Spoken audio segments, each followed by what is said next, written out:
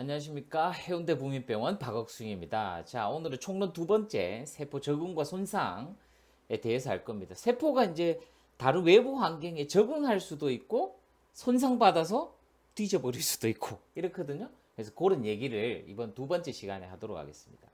지난 시간에 이제 첫 번째 간단히 한번 살펴보면 질병에 대해서 했죠. pathology 하는 거는 pain, 통증과 질병을 연구하는 학문이다.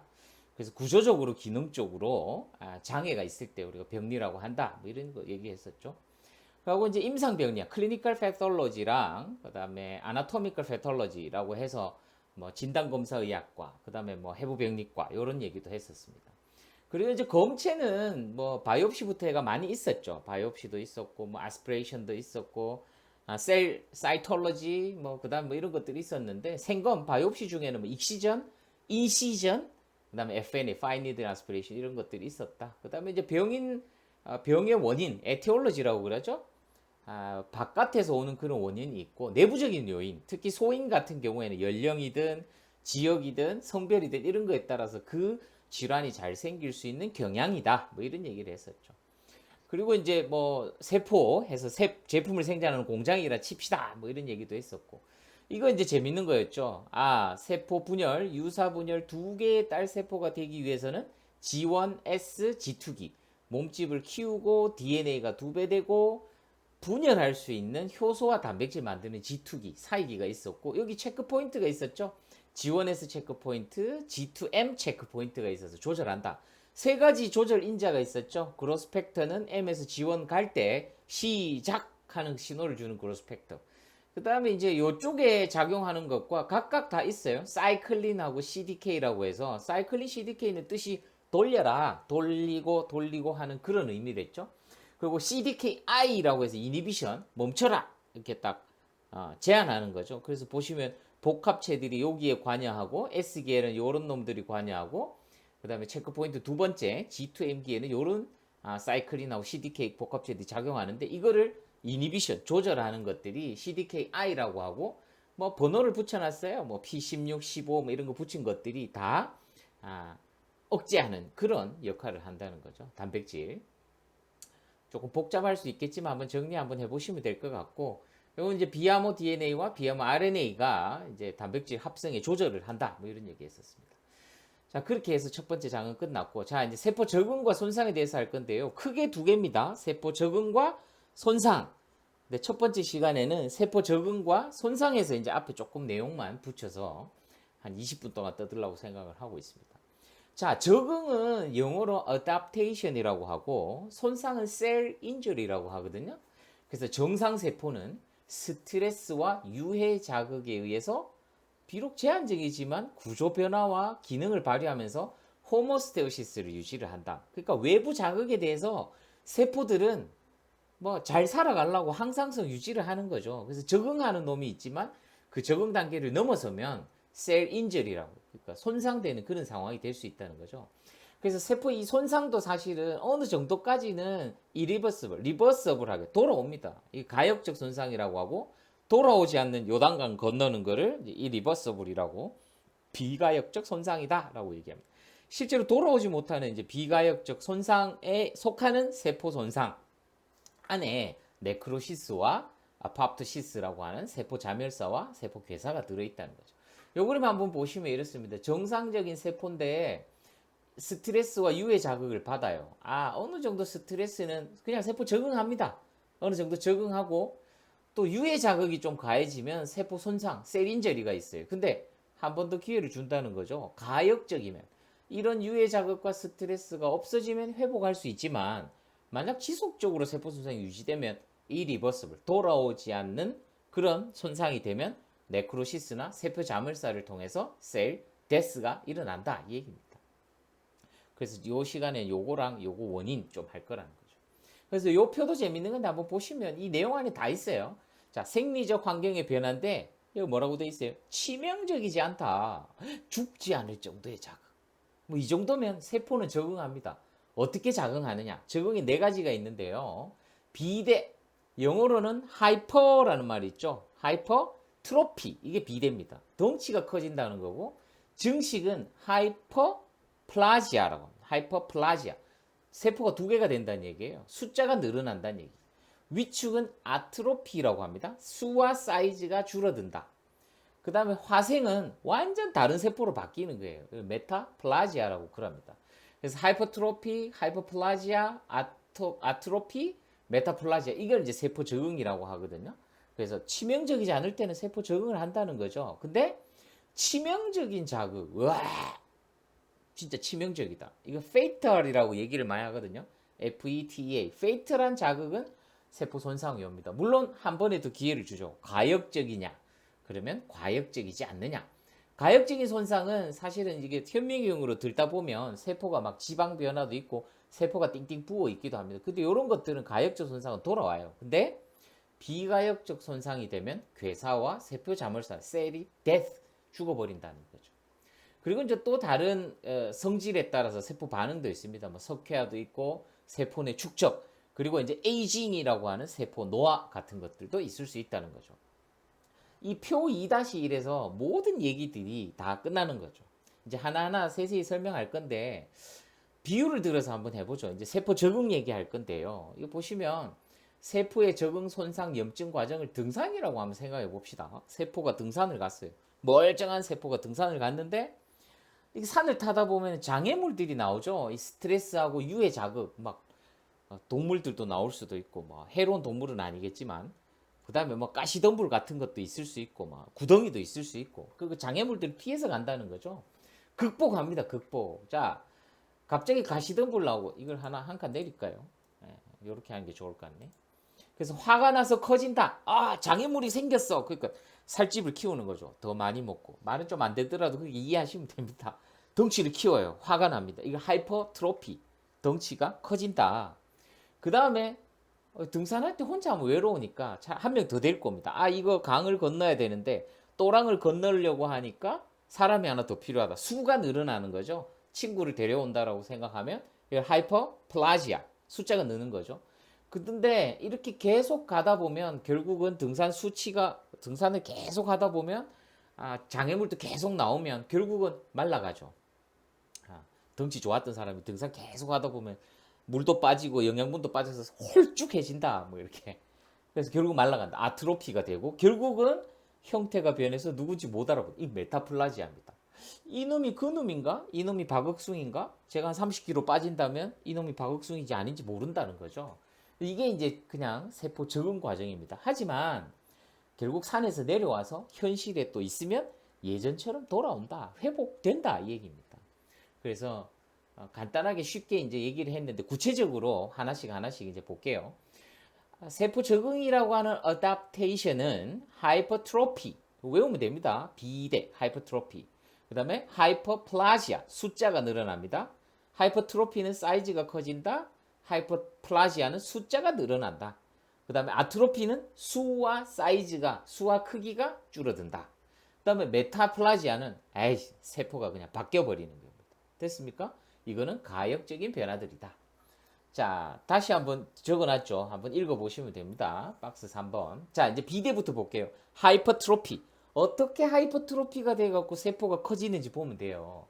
여기 보시면 세포의 크기가 증가한다. 그래서 이거를 하이퍼트로피. 트로피란 말은 커진다. 하이퍼는 더 크게, 뭐 이런 얘기죠. 그래서 크기가 증가한다. 여기 보시면 그림을 두 개만 내놨는데 일단 비대입니다. 하이퍼트로피는 숫자는 똑같아요. 세포가 뭐 빵빵하게 크기만 조금 더 커져 있는 이거를 하이퍼트로피라고 한다. 이 그림을 눈에 발라놓으면 됩니다. 그래서 생리적인 비대가 있고 병리적인 그런 비대가 있어요. 병적인. 그러니까 생리적 비대는 막 일상에서 자주 볼 수 있고 질환은 아닌 거고 병적 비대는 이거는 문제가 된다는 거죠. 자, 일단 생리적 비대 이런 것들은 바디빌더 막 근육 운동 막 하면 알통이 막 올라오죠. 이거는 생리적 비대입니다. 근육이 숫자는 변화가 없는데 크기가 커져요. 그죠? 그 다음에 임신하게 되면 호르몬이나 아기가 생기게 되면 자궁이 커지는데 세포가 많아지는 게 아니라 자궁 세포가 커지는 거예요. 그래서 이거는 생리적인 비대다. 정상이다. 큰 문제가 되지 않는 거다. 근데 병적으로는 심부전, 심장이 이게 쏘는 게 잘 안 돼갖고 계속 하트레이트가 빨라지고 압력이 세지다 보면 결국은 심장 근육이 두꺼워진다는 거죠. 세포가 심장 근육 세포가 두꺼워지. 이건 병적으로 갈 수 있다는 거죠. 또 BPH는 뭐죠?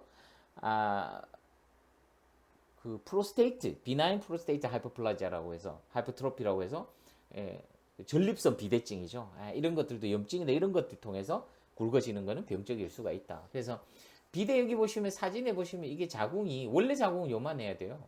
이게 지금 임신하고 출산 직후에 찍은 사진일 건데 원래는 요렇습니다. 세포가. 근데 커져 있을 때 찍어 보니까 세포가 뭐가 엄청 커졌죠. 핵은 비슷한데 그죠? 이게 생리적인 비대다. 하이퍼트로피다. 그 다음에 이제 하이퍼트로피가 어떻게 생기느냐. 세포가 가만히 있는데 이놈이 커질 리가 없잖아요. 그래서 그 기전을 얘기하는 건데 여기 보시면 지난 시간에 했던 GF, 그로스펙터, 그로스펙터. 셀 사이클 하면서 세 가지를 했죠. 그로스펙터가 있어야 되고 그 다음에 뭐죠? 사이클린, CDK, 그 다음에 CDKI가 이거 이제 사이클을 조절하는 거죠. 어차피 세포도 아니니까 이 사이즈가 커지는 것도 이 성장인자가 관여합니다. 이거 보시면 TGF 혹은 IGF 성장인자죠. 이놈이 관여한다. 그리고 혈관 활성인자도 관여하고 아고니스트라고 해서 작용제들도 관여합니다. 그러니까 계속 운동을 하면 성장인자가 많이 나오고 혈관도 왕성해지고 작용제도 좋아지고 이러니까 이 신호 전달 경로라고 되게 복잡한 건데 제가 적어 놓기만 했어요. 그냥 심플하게 하시면 됩니다. 신호 전달이 많아지니까 결국 전사인자, 전사는 트랜스크립션, 단백질 만들어내는 인자들이죠. 이런 놈들이 많아져서 결국 근육 단백질의 합성이 많아진다. 그러니까 안에 내용물도 거의 대부분 단백질이라고 보면 세포가 커지는 거죠. 자, 이 그림 보시면 됩니다. 운동이 증가한다. 증가되는 운동, 바디빌더, 임신 자궁, 신부전, BPH 이런 것도 점점점 커지죠. 어떻게 커지느냐? 성장 인자를 자극하고 혈관 활성 인자, 작용제 이런 것들을 작용에 의해서 어렵게 적어놨죠. 이거는 신호 전달 과정이라고 보시면 됩니다. 이걸 통해서 전사 인자, 트랜스크립션은 핵 안에서의 세포 그 단백질 만들어내는다는 거죠. 거기서 단백질 합성 증가하고 ANF 유전자 발현 증가해서 세포가 커진다. 하이퍼트로피가 온다 이 얘기입니다. 자, 비대는 근데 한계를 넘어서면 용해되거나 소실돼서 사망할 수도 있어요. 그러니까 신부전 같은 게 하트가 심장이 이렇게 커져 있다가 갑자기 멈춰버릴 수도 있다는 거죠. 그래서 아무리 세포 적응에 하이퍼트로피지만 서든 데스 할 수 있기 때문에 여기 보시면 셀 데스로 바로 이어지면 신부전 부정맥 나타나서 사망할 수도 있다. 지금 비대에 대한 얘기를 합니다. 자, 다음 이제 하이퍼플라지아입니다. 플라지아는 뭐랬죠? 숫자가 하나가 더 된다 이 얘기입니다. 보통 어디에 있느냐? 피부나 소화가 분열 능력이 굉장히 빠른 동네에 있는 세포에서 증식을 합니다. 적응하기 위해서. 이거 보시면 아까 비대 그림은 숫자는 똑같고 사이즈만 커졌죠. 근데 이놈은 숫자도 많아졌다. 세포 수가 증가했다. 사이즈는 비슷한데 그죠? 그 증식은 또 생리적인 증식, 병적 증식이 있겠죠. 생리적인 증식은 우리가 이제 사춘기 거치면서 여성 호르몬이 많아지면 브레스트가 커지는 거죠. 이런 것들은 생리적인 증식이에요. 숫자가 커진다, 가슴이 나온다, 이런 얘기고 보상성 증식이라고 있는데 이거는 뭐냐면 간 절제술 해놓으면 간 이만한 거를 잘라냈는데 한동안 다음에 보면 간이 점점 자라서 어느 정도 돼 있어요. 폐도 그렇습니다. 폐도 로벡톰이나 이런 거 하고 나면 처음에는 작죠. 여기는 세 쪼가리, 두 쪼가리 있는데 이걸 한 쪼가리 잘랐으면 작아야 되는데 나중에 사진 찍어보면 비슷하다는 거죠. 이런 거를 보상적 증식이다. 이렇게 얘기를 합니다. 물론 이제 출혈이나 이런 거 있을 때 조혈 작용이 많아지는 것도 이게 속하는 거죠. 근데 이 증식, 하이퍼플라지아도 병적일 때는 자궁 내망 증식증, 유두종 바이러스 이런 쪽으로는 이거는 병적인 겁니다. 숫자가 엄청 많아졌는데 좋지 않은 거. 자궁 내막도 어느 정도 있다가 월경 생리하면서 이렇게 나와야 되는데 이거 증식증이 생겨갖고 세포 숫자가 많아지면 통증부터 시작해서 문제를 많이 생길 수가 있다는 거죠. 그 다음에 이제 요 증식 숫자가 많아지는 것도 누구 들어있는지 한번 보세요. 성장인자가 딱 들어있죠. 또 들어있습니다. 줄기세포.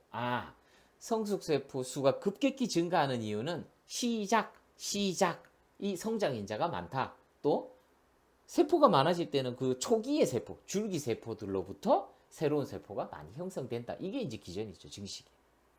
그 다음에 위축은 수와 크기가 줄어듭니다. 하이퍼트로피는 크기가 커진다. 하이퍼플라지아는 숫자가 많아진다. 근데 위축, 아트로피는 숫자도 짜라들고 크기도 줄어든다. 그 이제 생리적인 위축은 아기 놓고 나면 아까 자궁이 아까 커졌으니까 하이퍼트로피 됐으니까 그다음 아트로피 줄어드는 거죠. 그거를 이제 생리적인 거다라고 하면 되고 병적 위축도 있어요. 근데 병적 위축은 굉장히 많습니다. 여기 보시면 사용하지 않으면 근육도 사용하지 않으면 짜부러들어요. 할아버지 할머니들 운동 많이 안 하면 근육량 소실 때문에 빼짝 마르게 되죠. 또 이제 캐스트라고 해서 이렇게 이거 뭐라고 하죠? 이거 싸는 거 기부스라고 하죠. 이런 거 해놓으면 근육량이 혹 빠집니다. 그런 거. 그 다음에 탈신경, 그러니까 소아마비 같은 거 오면 애들 다리가 조금 얇죠. 이런 것들. 노인들, 뇌가 아트로피가 생기면서 뇌 위축 이런 거 옵니다. 영양 상태가 좋지 않으면 당연히 생기고 내분비, 그 다음에 압박 어딘가 계속 누르고 있으면 이런 것들도 위축의 원인이 된다는 거죠. 그래서 한번 내용은 쭉 읽어보시면 되고 이거는 이제 정상 뇌와 노인들의 아트로피가 있는 뇌 비교해 있는 사진입니다. 그래서 영양, 내분비, 압박, 욕창 뭐 이런 것도 한번 쭉 읽어보시면 됩니다. 그리고 이 위축의 기전은 결국은 아까 전에 커질 때는 단백질이 많아진댔죠. 전사인자가 많아져서 단백질이 하이퍼트로피 되면서 늘어나는데 이거 반대죠. 단백질이 분해가 된다. 또 자가포식 스스로 뒤져버린다 이거죠. 스스로 잡아먹으면서 자가포식 공포가 생기면서 자가포식 공포 수가 증가하니까 세포 수가 줄어드는 거죠. 그렇게 이해하시면 됩니다. 자, 메타플라지아는 화생이라고 얘기하는데 메타플라지아는 세포가 내가 이렇게 생겼는데 세포 적응을 위해서 다른 세포로 바뀐다는 거죠. 산에 너무 쫓아다니다가 내려오니까 사람을 못 알아보는 거죠. 그래서 어떤 예가 있느냐. 보통은 이제 원주상피하고 편평상피, 컬럼나 셀과 아데노 컬럼나 셀과 스퀘머스 셀이 왔다 갔다 합니다. 기관지나 침샘 그리고 식도 이런 데에 있는데 여기 보시면 기관지에 원래 원주상피로 원주세포로 돼 있어야 되는데 이게 자극이 계속 가해지면 평평상피로 바뀌어버린다는 거죠. 식도에서 위를 넘어가는 지역에는 원래 식도는 스퀘머스 셀인데 이게 계속 위산 역류가 있으면 이게 이제 원주상피로 바뀌어요. 그 끄트머리가. 그거를 바렛 식도라고 해서 나중에 식도암도 생긴다는 거죠. 그리고 요 앞에 보시면 다 적혀 있으니까 요거 한번 읽어보시면 됩니다. 그리고 이제 화생의 기전은 이거 줄기세포의 새로운 경로를 분화시킨다. 이런 것 때문에 화생이 생긴다는 거죠. 그래서 간단하게 이제 요 네 개 다시 다 했으니까 간단하게 다시 정리해 보면 화가 나서 덩치가 커진다. 하이퍼트로피. 친구를 데리고 왔다. 하이퍼플라지아. 근데 계속 다니다 보니까 짜부러들었다. 아트로피. 그다음에 못 알아본다. 메타플라지아 이렇게 되겠죠. 현실에 돌아오면 회복된다. 그래서 제가 슬라이드 하나 새로 넣어서 이렇게 정리를 했어요. 비대는 크기가 커진다. 보더빌더 임신 중 자궁은 정상적인 생리학적인 거고 신부전이나 BPH는 병적인 거다. 운동량이 증가하면 성장인자, 혈관 활성인자, 작용제 이런 거에서 단백질 많이 생기죠. 그러니까 덩치가 커지는 거고. 증식은 뭐죠? 수가 증가한다. 뭐 유방이 커진다. 간을 잘랐는데 비슷해졌다. 이런 건 정상적인 거지만 자궁 내막 증식증이나 유두종은 병적인 거죠. 여기도 성장인자, 줄기세포 이런 것들. 그래서 수가 늘어난다. 위축은 크기와 수가 감소한댔죠. 분만 직후에 자궁은 정상적이지만 사용하지 않거나 소아마비나 노인들이나 이런 거에서는 엄청나게 줄어들죠. 수와 크기가. 그래서 단백질이 비대와는 다르게 분해되고 자가포식이 증가하면 위축이 된다. 화생은 완전 다른 놈이 된다는 거죠. 그래서 그 안에도 기전은 사이토카인이나 성장인자, 세포의 기질 이런 것들을 통해서 줄기세포가 새롭게 바뀌어버리면 세포가 바뀌어버린다는 거죠. 그래서 세포 적응은 이렇게 네 가지로 이루어져 있다. 이렇게 이해하시면 됩니다. 뒤쪽 조금만 더 해보면요. 지금까지 했는 거는 세포 적응입니다. 하이퍼트로피, 하이퍼플라지아, 아트로피, 메타플라지아. 끝. 자, 이제 세포 손상인데 세포 손상은 아까 전에 처음에 그런 얘기했죠. 가역적인 변화가 있고 비가역적인 변화가 있다. 가역적인 변화, 비가역적인 변화는 나중에 셀 데스로 가죠. 괴사와 아포프토시스라고 해서 세포 자밀사로 간다는 거죠. 그래서 두 가지만 보면 원인은 세포 손상이 왜 와요? 아까 전에 뭐 스트레스나 외부 유해 환경 그런 것들 얘기하는 거예요. 산소가 없으면 그렇습니다. 또 물리적으로 외부에서 온도나 기압이나 이런 외부 원인도 있어요. 그리고 화학 물질도 원인이 될 수 있고 바이러스의 감염이나 세균 감염 같은 것도 원인이 될 수 있고 또 면역도 문제가 될 수 있어요. 영양 상태 이런 것도. 그리고 유전적 원인도 굉장히 크다는 거죠. 이런 것들 원인으로 세포 손상이 올 수가 있다. 셀 인저리가 올 수 있다. 그 다음에 이제 형태 변화만 하고 끝낼 건데요. 자, 아까 전에 셀 인저리도 가역적인 변화가 있고 비가역적인 거 있어요. 가역적인 거는 돌아옵니다. 하지만 비가역적인 놈은 안 된다는 거죠. 그래서 보시면 가역적인 손상은 커져요, 좀. 아까 하이퍼트로피처럼 좀 사이즈가 커집니다. 근데 깨지진 않아요. 농포도 형성하고, 그 다음에 그 ER도 팽창하기 때문에 리보솜이 떨어지긴 하는데 깨지진 않아요. 그 다음에 염색질도 약간 뭉치고, 사립체도 약간 밀도가, 그러니까 현미경으로 들다 보면 어떻게 되느냐? 세포가 좀 부어 있고 지방 변화가 좀 있습니다. 이게 가역적이에요. 이 정도는 돌아온다는 거죠. 다시 가역적인 변화는 좀 커져 있고 뭔가 조금 이상해졌다 정도. 예. 그래서 그거를 조직학적으로 보면 세포 종창과 지방 변화가 있으면 이거는 돌아올 놈이다 라고 생각하면 되고, 우리가 간을 예를 들어 거죠. 그러니까 우리가 지방간 이런 것들은 관리를 하면 돌아온다 하는 그거 한번 이야기하는 거예요. 근데 비가역적 손상은 이제 셀 데스로 가는 거죠.